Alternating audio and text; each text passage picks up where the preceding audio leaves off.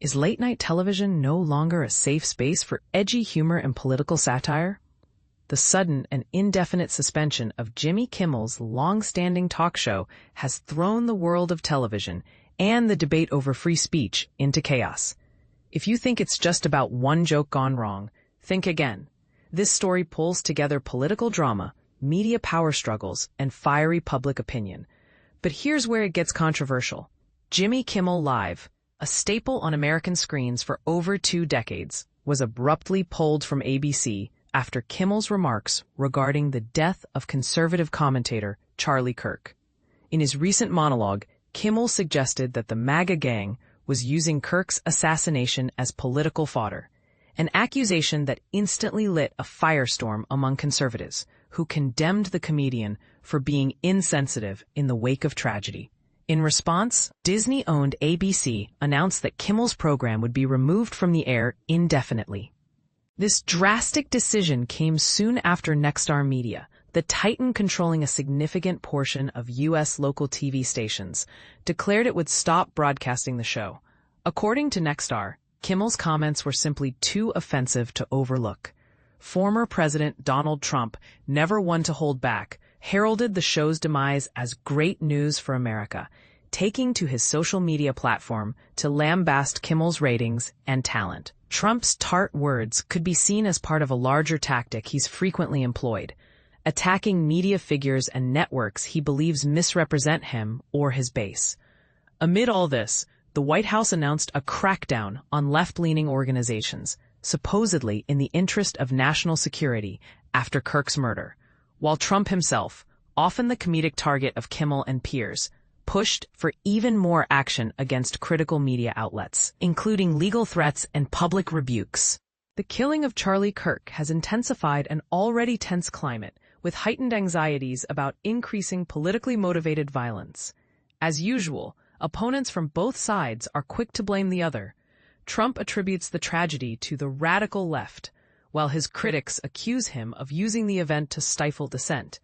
Kimmel, meanwhile, doubled down on his comments, accusing conservatives of attempting to distance themselves from Kirk's killer. While simultaneously exploiting the event for political gain, he openly mocked Trump's odd response to the event, comparing the president's remarks to a child discussing their goldfish rather than a leader mourning a national tragedy.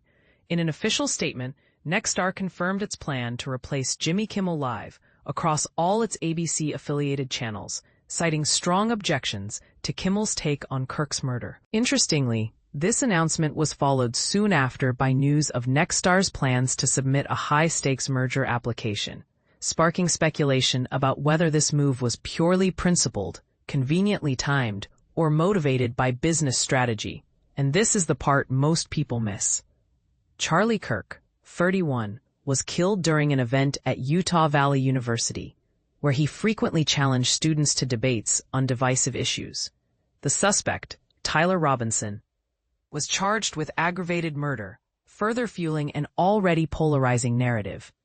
The Federal Communications Commission entered the fray too, with Chairman Brendan Carr slamming Kimmel's words as truly sick, urging ABC and Disney to discipline the host or risk regulatory consequences. Operating in the public interest, Carr warned, is a requirement for their broadcast licenses.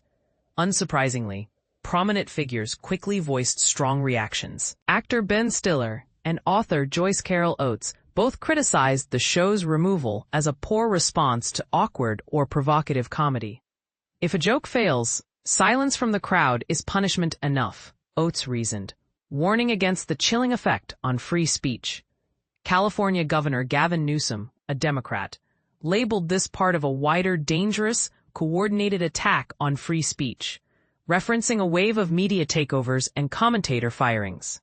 The implication? There may be more to this than meets the eye, and that's sure to spark debate. Kimmel's cancellation follows CBS's decision to axe Stephen Colbert's Late Show, after Colbert's on-air criticism of Paramount's settlement with Trump over a lawsuit involving 60 Minutes. Trump, for his part, has also gone after other late-night hosts, like Fallon and Myers, demanding their shows be canned as well. Legal drama is everywhere. Recently, Trump filed gigantic defamation suits against several major publishers, most notably for their coverage of his ties to disgraced financier Jeffrey Epstein. These legal maneuvers have coincided with major industry mergers, sometimes resolved, or at least softened, by settlements. In the latest shakeup, Nexstar, amidst a $6.2 billion merger deal with Tegna, felt compelled to separate from Kimmel, again citing his recent comments as justification. Illinois Governor J.B. Pritzker didn't mince words, declaring that democracies crumble when comedians lose their platforms due to political preference. MSNBC's Chris Hayes went further, calling the move the most straightforward attack on free speech from state actors he's witnessed.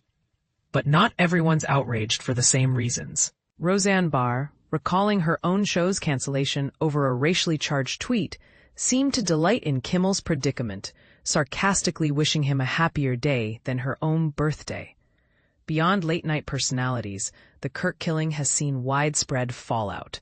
Employees at universities, the Secret Service, and even NFL staff have lost jobs after expressing controversial views on Kirk's death, especially those accused of celebrating or mocking his passing. Is this healthy public accountability or a step too far? As network after network distances itself from provocative humorists, is late-night TV's golden age on life support?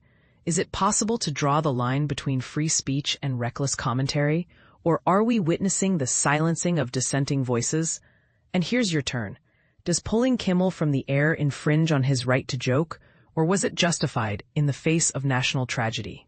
Is the current climate protecting the public or stifling much-needed debate? Go ahead. Share your take below. Are you cheering ABC's decision? Or are you worried for the future of comedy and open discussion in America?